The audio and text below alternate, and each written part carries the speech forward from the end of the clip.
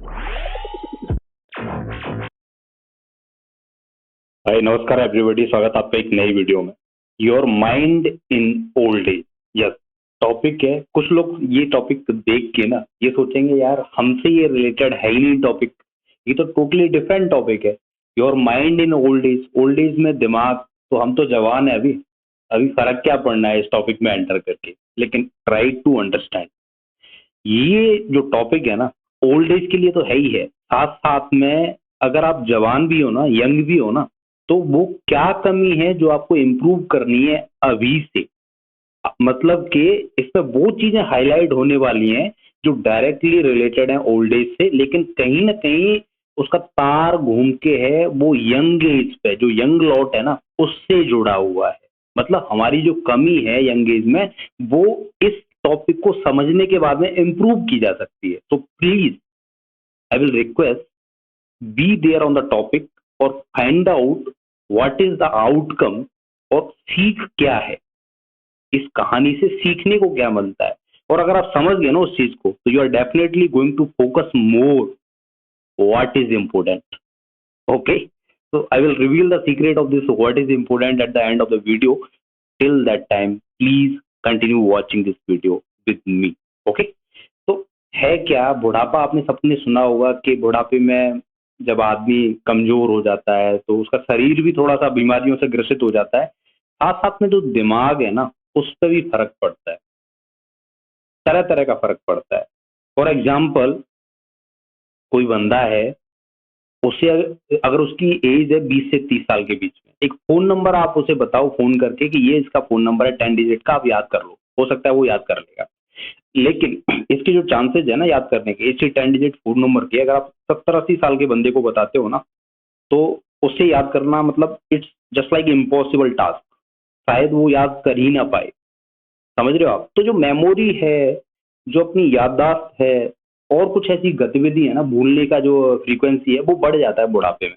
ठीक है, लेकिन कुछ चीजें ऐसी भी हैं जो उम्र बढ़ने के साथ में, मतलब ओल्ड एज में इम्प्रूव होती हैं। कहने का मतलब है जो 20-30 साल का बंदा है ना, यंग बंदा है, वो उस क्वालिटी को नहीं रखता, लेकिन उसी की अगर एज 70-80-90 तक पहुंच जाती है ना, तो वो क्वालिटी जो उसकी वीकनेस थी उसकी स्ट्रेंथ बन जाती है आगे जाके। यस, तो सारी चीजें ऐसी नहीं है कि ओल्ड एज में जाके मेमोरी खराब हो जाएगी, सोचने समझने का तरीका खराब हो जाएगा। कुछ चीजें ऐसी भी हैं जो जवानी में खराब थी लेकिन बुढ़ापे में सुधर जाएंगी। Just get that point here, क्या है वो। ओके, तो आप सबने सुना होगा कि बुढ़ापे में शरीर कमजोर हो जाता है, स्टेमिना, फिजिकल अपीयरेंस सब डाउन हो जाता है। ये सही बात है, इसमें कोई दो राय नहीं है। ओके, ऐसी बीमारियां हैं जैसे अल्जाइमर, डिमेंशिया, अर्थराइटिस, हार्ट की डिजीज है, कैंसर, बहुत सारी चीजें हैं जो जुड़ जाती हैं। लेकिन इसमें से गौर करने वाली बात ये है कि ये जो दो बीमारी है ना, अल्जाइमर और डिमेंशिया, ये कम की जा सकती है बुढ़ापे में, अगर आप अपने यंग एज से ही कुछ चीजों का रख रखाव अच्छी तरीके से करते हो। जैसे जो बंदे जनरली दो भाषा, मल्टीलिंगुअल, बाईलिंगुअल, ये जो कंसेप्ट आपने सुना होगा ना, दो भाषाओं को जानते समझते हैं, या पढ़ाई ज्यादा कर रहे होते हैं, अल्कोहल कंजम्पशन नहीं करते हैं, स्लीप पैटर्न उनका बढ़िया है, डेली एक्सरसाइज करते हैं, तो ये जो बीमारियां है ना, अल्जाइमर और डिमेंशिया, ये दोनों बीमारियां क्या है, हमारे दिमाग से जुड़ी हुई हैं, हमारी भूलने की याददाश्त से जुड़ी हुई हैं, हमारे थॉट प्रोसेस से जुड़ी हुई हैं। तो ये जो बीमारी है ना 40% तक कम की जा सकती है अगर आप अल्कोहल कंजप्शन नहीं करते हो या एक लिमिटेड तरीके से करते हो, अगर आपका स्लीपिंग पैटर्न ठीक रहा है पूरी जिंदगी, आपने हमेशा एक्सरसाइज पे थोड़ा फोकस किया है, हेल्दी डाइट लिया है आपने, सोशलाइजेशन, लोगों से बातचीत, इंटरेक्शन आपका रेगुलर फ्रिक्वेंटली रहा है, अकेले में ना आप नहीं जिए हुए कभी। ठीक है, तो ये सब चीजें ना, छोटे छोटे जो टिप्स हैं जो आपको शुरू से ही ध्यान रखनी चाहिए थे। ठीक है, ये चीजें फॉलो करके आप अपने बुढ़ापे को सुधार सकते हो।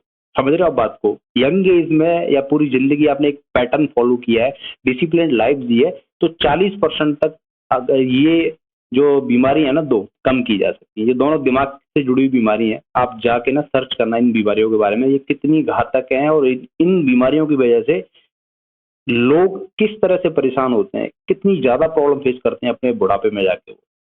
तो ये टॉपिक सिर्फ बुढ़ापे के लिए नहीं है, यंग एज के लिए एक सीख है, यहीं से वो सीख शुरू हो रही है। ओके, आगे मैं बताता हूँ आपको।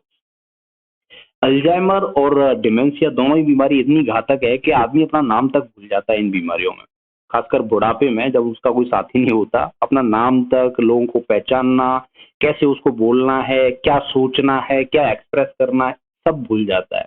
तो सुनने में शायद हल्का लग रहा हो आपको, लेकिन 80 साल की अगर उम्र है किसी बंदे की और उसके साथ में ये सब हो रहा है तो कितना डिफिकल्ट हो जाता है उसको अपनी लाइफ जीना।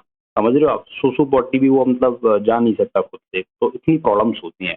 इसलिए I advise all the youth who are watching this video, please sleep at the correct time, do exercise regularly, follow a disciplined life so that आपका यंग एज तो इम्प्रूव हो ही हो, साथ साथ में जो बुढ़ापा है ना, जो सबका आना ही आना है, वो भी बेहतर हो सके। Getting my point? ओके, सो मैं जो बता रहा था आपको कि चलो ये बीमारियां हैं फिजिकल वाली, मेंटल, जो अल्जाइमर, डिमेंशिया जो भी है, ये तो आती आती हैं बुढ़ापे में, लेकिन एक चीज ऐसी भी है जो इम्प्रूव होती है बुढ़ापे में जाके, दैट इज योर फोकस। क्या इम्पोर्टेंट है, कितना इम्पोर्टेंट है? कोई इंफॉर्मेशन आपके सामने दी गई, डिस्प्ले की गई, आपको टास्क दिया गया, तो उसमें से ये छांटना कि इसको एक एक तरीके से पैटर्न कैसे बनाया जाए इसका, और इसमें से ये प्रायोरिटाइज कैसे किया जाए कि कौन सा टास्क सबसे ज्यादा इम्पोर्टेंट हमारे लिए, किसको पहले करना चाहिए। ये जो तरीका है ना, ये बुढ़ापे में जाके इम्प्रूव होता है। यंग एज में कंफ्यूजन बहुत ज्यादा रहता है कि किस काम को प्रायोरिटी दी जाए, नहीं कर पाते लोग, कंफ्यूज हो जाते हैं। लेकिन जब आपकी उम्र बढ़ रही होती है ना, या बढ़ चुकी होती है, 70-80 साल के जो बंदे होते हैं ना, बड़े बूढ़े बंदे जो होते हैं, उनको ये काम बेहतर आता है कि किस चीज को प्रायोरिटी दी जाए, कौन सा इंपॉर्टेंट है, जो डिस्प्ले हो रही है उनके सामने इंफॉर्मेशन, जो इंफॉर्मेशन वो सुन रहे हैं, सीख रहे हैं, इनमें सबसे ज्यादा इंपॉर्टेंट टास्क कौन सा है, किसको सबसे पहले करें।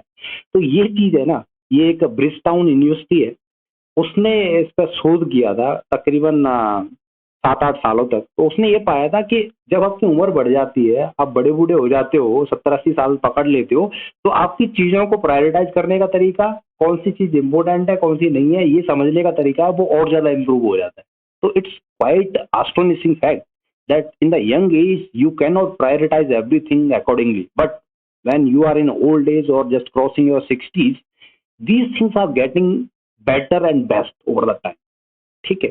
तो ये एक बढ़िया चीज, शॉकिंग चीज मुझे लगी कि यार चलो बुढ़ापे में जाके कोई तो चीज ऐसी है जो बेहतर हो जाती है। डिसीजन मेकिंग कहने का मतलब है थोड़ा सा इंप्रूव कर जाता है बुढ़ापे में। Okay, so what I am discussing right now, focusing on what is important increases with as.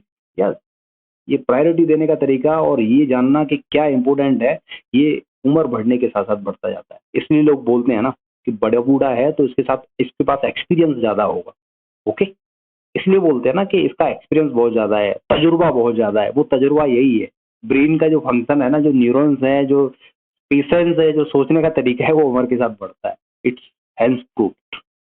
सो इसे सीख ये मिलती है कि भैया यंग एज में फोकस करने का, प्रायोरिटाइज करने का जो एक कैपेसिटी है वो कम रहता है। इसलिए जब भी आप डिसीजन ले रहे हो, सोच समझ के लो, ज्यादा सोच समझ के लो, मैच्योर तरीके से डिसीजंस लो, एनालाइज करो चीजों को, लॉजिकल रहो अपनी अप्रोच में। ऐसे, क्योंकि एज का फैक्टर तो है ही है, इससे तो आपको लड़ना ही लड़ना है। इसीलिए ये आपके ऊपर हावी ना हो। यंग एज में जब आप कोई बड़ा काम कर रहे हो, कुछ चीजें ऐसी कर रहे हो जो एक लाइफ चेंजिंग फैक्टर आपके लिए हो सकती है, सोचो समझो तब एग्जीक्यूट करो।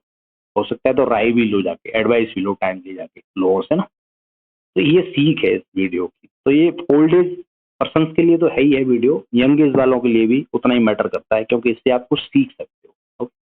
So here, this is the last slide. 94% of you are watching my video without subscribing this channel. So for getting such type of updates related to health, finance, personality, and current affairs, whatever else you like most, please do subscribe this channel to get such updates regularly. So thanks for watching. Jai Hind.